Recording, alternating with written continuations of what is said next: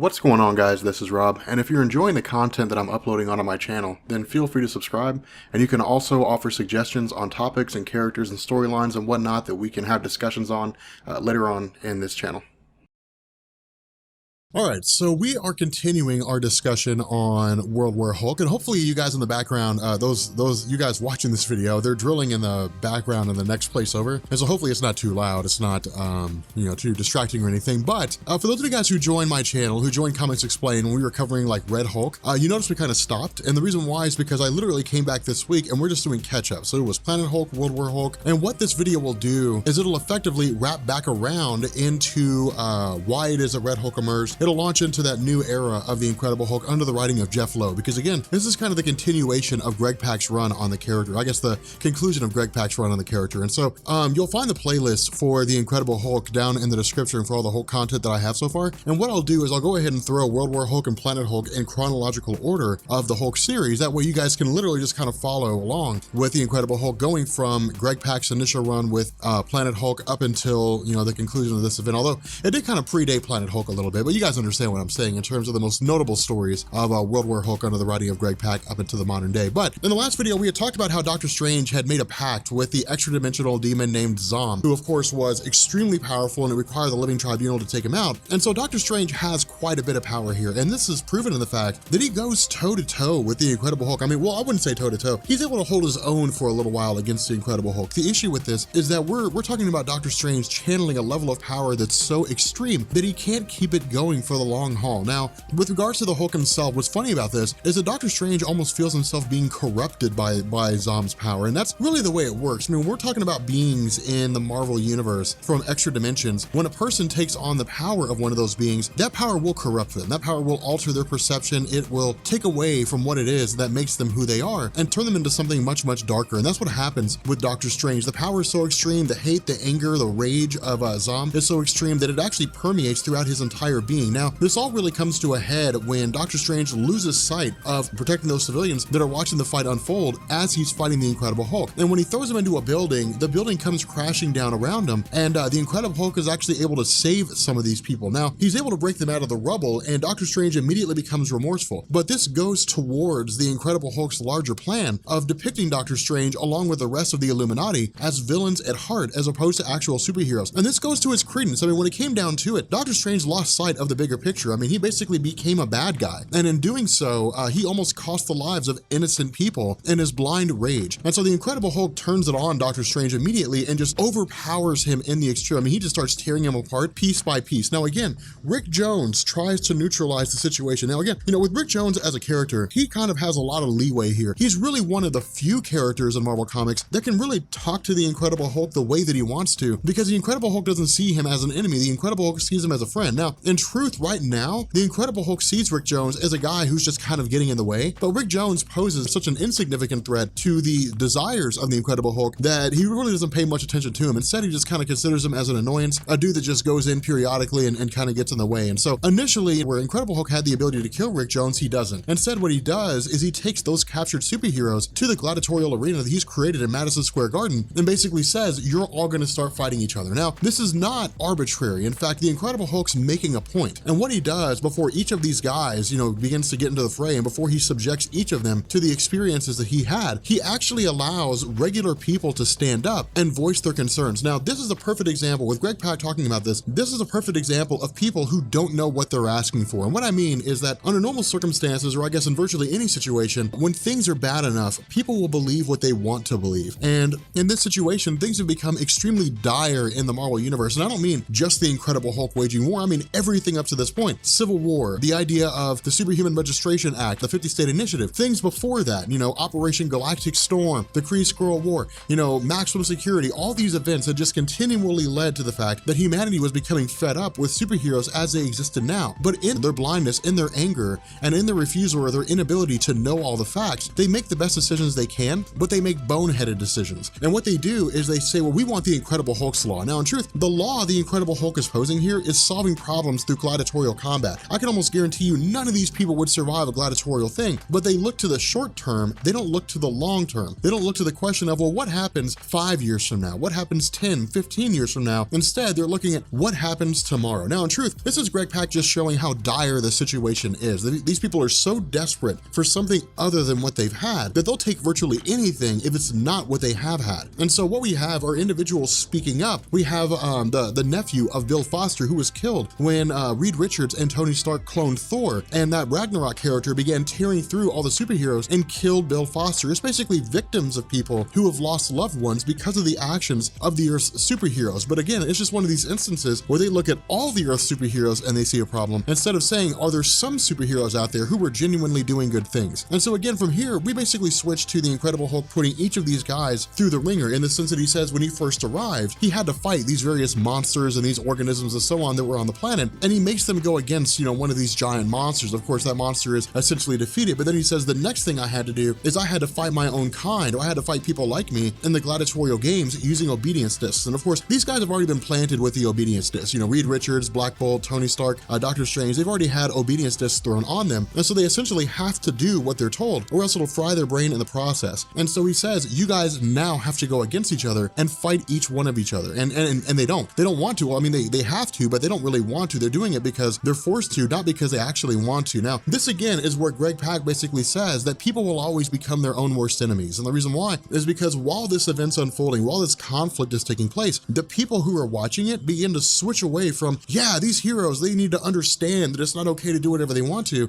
basically just start demanding blood. They're like, kill, kill, kill, kill, kill. And this shows that people will become swept up in this situation, and it shows the fact that people don't usually think rationally in times of desperation. They think irrationally. And so what we have is Tony Stark effectively using whatever tools are available to him in order to hack into the technology of the Death's Head Guard, because again, they're basically just machines. And so as he hacks into the Death's Head Guard, he is able to turn them momentarily against some of the forces of the Incredible Hulk. The issue with this is that with Elway using the staff to control the obedience discs, she says, well, fine, if you want to use the machines, then we can use the machines. And she forces Tony Stark to use the machines to basically attack all of them. And so again, it's really showing the Illuminati that they don't have a way out here. I mean, there's not a way for them to just kind of end and walk away from this whole thing. Instead, there's consequences. They're going to have to fight to the death. And so finally, you know, after all this is said and done, with all this being broadcast on TV, with Tony Stark on the verge of being killed and the decision being made by the Incredible Hulk based on whether he gives a thumbs up or a thumbs down, Robert Reynolds has had enough. Robert Reynolds is tired of watching all this unfold. He's tired of seeing the Incredible Hulk become so violent. He's tired of seeing some of the Earth's greatest heroes forced to fight against one another. He's tired of standing by and watching all this unfold.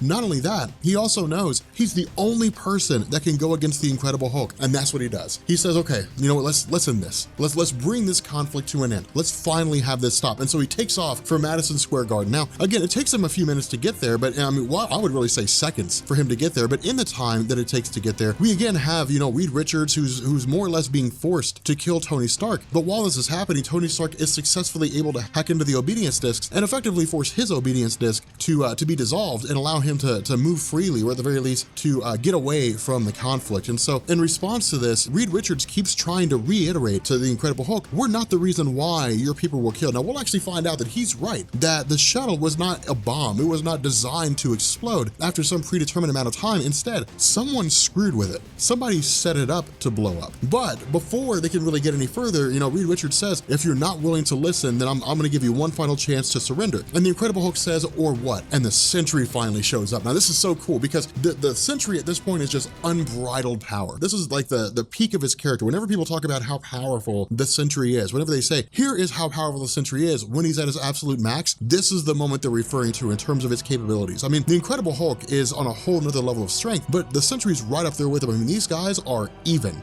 These guys are dead even. But the cool thing about this is the Sentry almost never lets loose. This is not new to the Incredible Hulk. You know, freaking out, lashing out, destroying stuff. His level of strength is higher than it's ever been, but his mentality is much the same as it's always been before. He just wants to be left alone. Right now it's revenge. You know, he's taking it out on taking out the Illuminati, but for the most part, you know, his experience in lashing out and tearing stuff up and fighting and destroying things is not new. But for the Sentry, he always held back. He always never let his power get to the extreme because one, I mean, he's an agoraphobic. He's terrified of his own power. But two, because of the fact that if he did let loose, there was always a chance that the void would come out. But in this instant, in this moment, he doesn't care. Instead, he's actually relishing, he's celebrating in the idea idea of just letting this unbridled strength rip through the Incredible Hulk and absolutely just pummel him left and right. Now again, you know, the Hulk is able to withstand all this just because of the fact that his durability is so extreme. But for the Sentry himself, I mean, he's excited about being able to cut loose. And he even says that, you know, he says, does it always feel this good when you let loose? Does it always feel this nice when you just finally let it all go and let your rage completely take over? Because again, the Sentry has never really had this chance before. Something else I also want you to notice here, the way Greg Pak is depicting this situation, the Sentry's in total control. He's not losing control. There's no concern of the void coming out. The Sentry is in absolute total control of himself. Not only that, when the Incredible Hulk goes to punch him, this is again Greg Pak reminding us, these guys are even. Like, these guys are on an even playing field. Now, this battle could not just go on infinitely. I mean, if it were to continue on really any further than it is right now, the massive amount of energy that's being expended between their blows, the massive amount of energy the Sentry's letting off would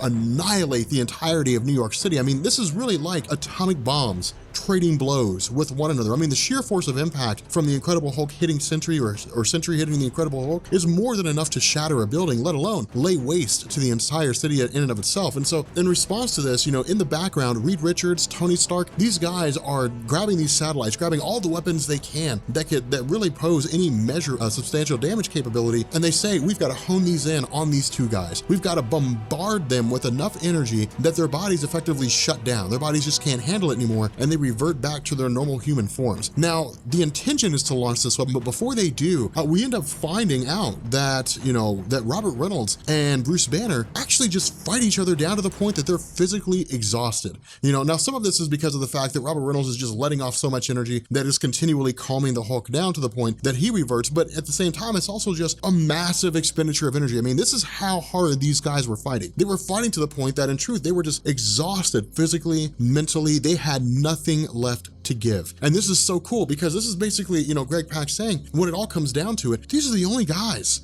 When it comes to physical strength, you know, when it comes to just sheer raw strength, these are the two most powerful beings on the face of the planet on Earth in Marvel Comics, Worldbreaker Hulk and the Sentry. They're the only two that could ever stand, or I guess Sentry's the only one that could ever stand up to Worldbreaker Hulk when everybody else failed. Colossus failed, Juggernaut failed. Sentry was the only one that could pull it off. And so the idea is that with Bruce Banner returning back to his normal form, everybody except for, you know, Hero and the Shamed, the Warbound are pretty shocked to see that Bruce Banner's just a guy. You know, the Incredible Hulk is just a regular person. Now, Hero and the Shame uses this as an example to say, well, you know, within each of us is an unbridled force of power, you know, a force of nature, something like that. But Meek does not want to see this end. Meek does not want to see the world, you know, the world go peacefully. He wants to see all these heroes destroyed. And this is when we learn the truth. He goes to try to kill Bruce Banner in order to, you know, force the Hulk back out again. But when Bruce Banner dodges out of the way, or I guess when he's pushed out of the way by Rick Jones is impaled instead. Now, let me tell you something, Rob Core. Let me tell you something right now. And this is for really reals, all right? Bruce Banner's okay with you hitting him, all right? He's okay with you pummeling him because the Incredible Hulk will come out and it'll protect Bruce Banner. You know what he's not okay with? You know what he's not happy with?